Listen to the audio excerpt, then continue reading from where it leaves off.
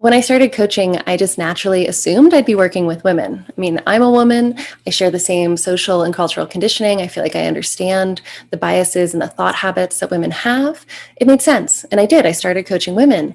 But then something happened. In December of 2020, I started getting calls from men, lots of them. I took on a couple of male clients and I had so many conversations and I started listening. And what I heard shocked me. It completely transformed the way I think about this work and the reasons that I'm doing it.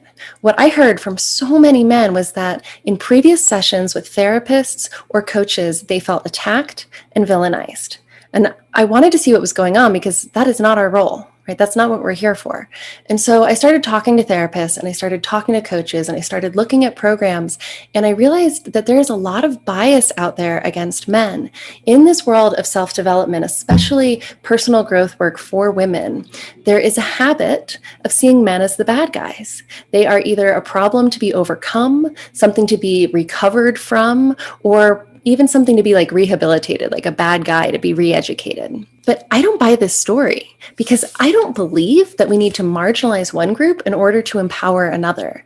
And with everything that's going on in the world right now, what I see happening to men in couples therapy and in the divorce process all too often is akin to what I see happening to children when we start teaching critical race theory.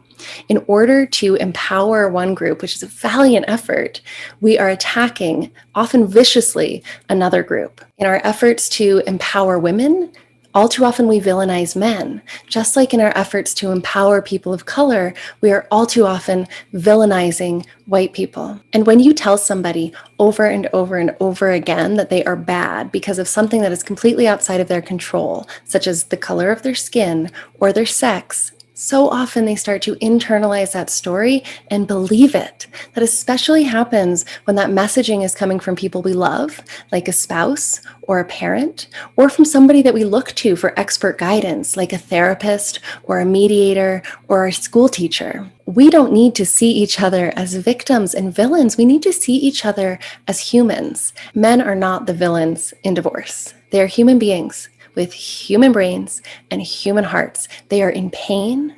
They are dealing with emotions that are at best frightening and at worst absolutely unbearable.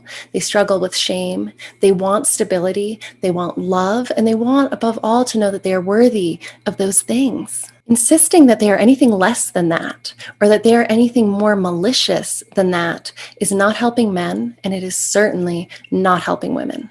And that is how I got here with this coaching program specifically for men, Better Beyond Divorce. It's designed to help men navigate those unbearable emotions, make sense out of their relationships, and start to discover for themselves, within themselves, their own humanity. We don't need victims and we don't need villains. We need people.